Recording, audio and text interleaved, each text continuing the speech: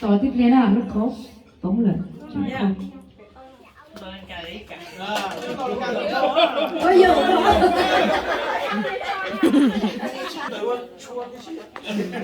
Okay, ready? E, O, P, múa.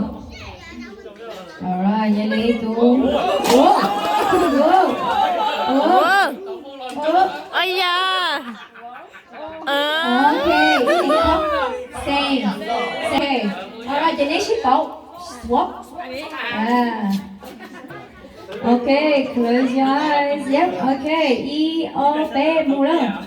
Whoa, jump. Oh,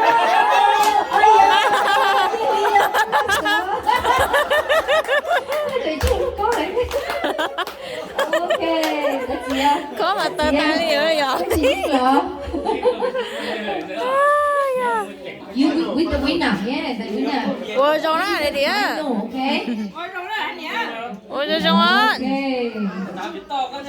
Có cháu một trái như vậy mà. Có trái như vậy có tí lo gì có chú à.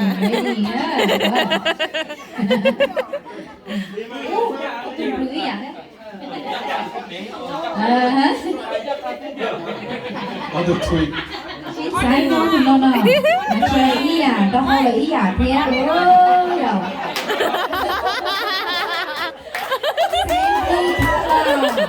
And both head. Playing game với tay, bởi vì một kẹp con tôi sai chứ.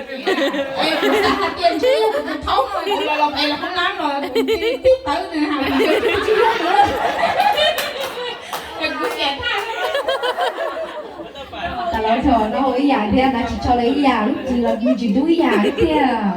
Ok, vậy tí nữa. E, O, P. Go, 1, 2, 3, go. Whoa.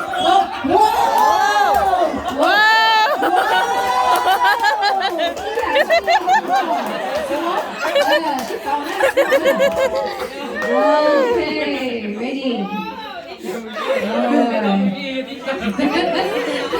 Okay, ready, set, go. Whoa. Đây đi ơi, giật thử, chuẩn thử thế. Ây da, cái trên như lấy nhau sữa.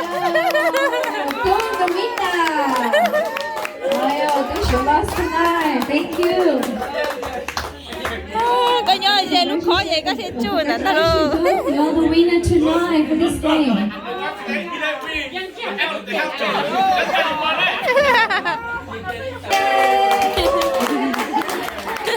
Sao cái này ơi, giờ má mía ơi. Wife now, she's very happy. It's very good for fathers. It's like a Father's Day, so it's good easy size.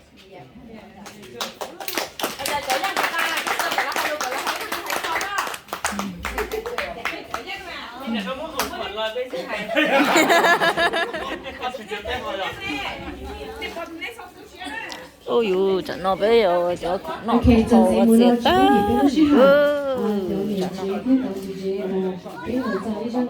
slow dance với sự đỡ thì khó thì là chọn một nơi khác ví dụ kia lô ta đi đâu là xứ